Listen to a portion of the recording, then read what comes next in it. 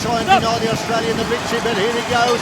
Scott Laura's gone. He's already opened a length and a half advantage, further and further away. That's the shot off the front of Rowe's bike, and it's not the shot he wanted because he knows he can't get on terms. Over the line from Wim Strottinger, the Dutchman, and Luke Rowe coming in for third. Well, he's happy about that. And really, you've got to pat Strottinger on the back because remember, he was the last to join the leading group and he did it on his own and he's still got the strength to finish second. There we are, sportingly acknowledged by Rowe. You were the best in the scratch race. Lord of Australia, the winner. And there's the result confirmed.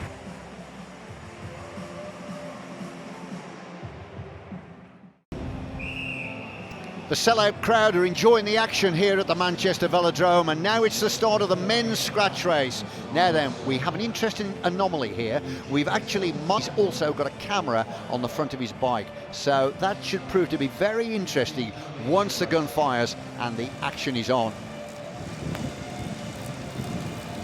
Hey, I'm going to attack with 20 laps to go, okay? And then I explode and go. Let me go, and then I come back. Well, we'll see whether or not Luke Rowe can be true to his boast. He said he's going to attack with 20 laps to go. So we're going to watch and see what happens before we get there. Hey, play the game a bit. Peter Kenyak. So Kenyak is looking after the interests of Rowe, keeping the tempo high and trying to prevent anybody else from attacking.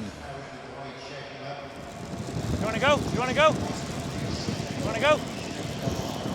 Well, they're slightly undecided. They're asking the question, do you want to go? Do you want to go?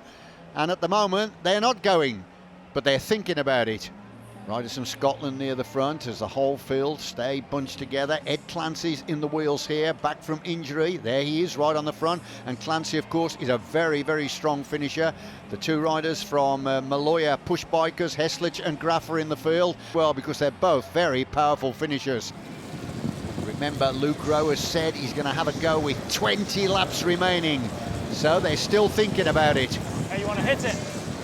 Well, he hasn't gone, but other riders have, although they're only just slightly off the front. That's one of the two from Maloya push bike, and try and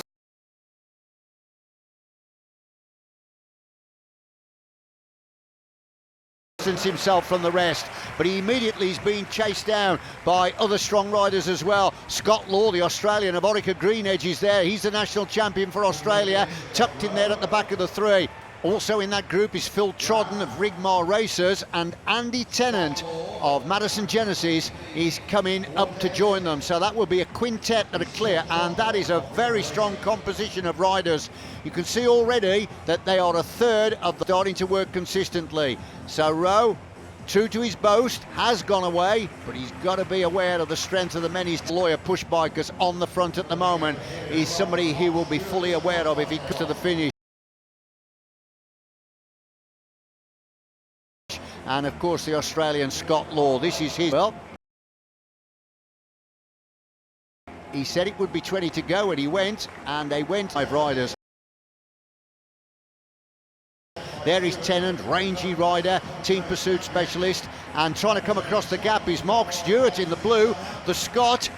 He is the national points race champion as he's growing. Okay, one by one, but it's growing, and I just saw another rider jumping off the front of the peloton, and that looked like the colours of Wim Strottinger, the Dutchman, on the Telegraph All-Stars. But yep, he's made it. Stewart's joined the group now. We've got 6 riders away, and the closing stages, they're working well, these 6, and I can't see anybody else managing to pull the group back. And you can see that the distance is growing all the time. And Strottinger, look at that, what a ride by the Dutchman. Has got the tail of the peloton in their sights, and Strottinger, who's won a silver medal twice in the World Champs, is coming up. Ask yourself,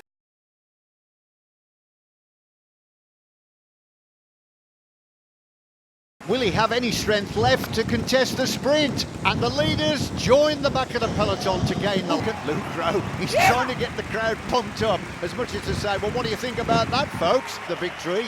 He's going to be looking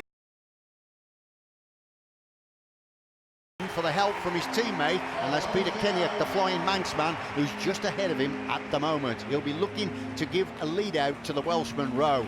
Now then, Chris Latham, his chances, but he surely cannot take a lap on his own and gain the back of the peloton. So they're taking a breather now. I should think so as well after the pressure that's been applied. But of course, the brace of Scott Law and Andreas Graf, the German. A lead up or not yet? Chris Latham, well, there's the gap he's established. It's about 80 metres, and he's still having a crack. He believes he can get this lap back. Yeah, stay with me. I think the comment there was, stay with me, Peter, stay with me. So he's asking Kenny up to stay with him. And the reason for that is he wants the Manxman to lead him out. The Aussie isn't. Leave him, it's okay. I think that comment then from Rowe was the concern about earlier in the commentary. He's the national champion. Look, he's second wheel at the moment, and he must be licking his lips at the development here. No, not yet, not yet.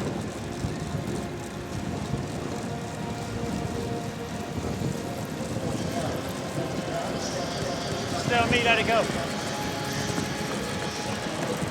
No, it's right, it's right. They're still talking about when they're going to apply the pressure, and Rowe said, not yet, not yet. Harrison, and you can see the leading contenders who've gained that lap are just a little bit further behind. There's the Australian on the left of our screen looking down at the two riders from Sky. That's Kenny.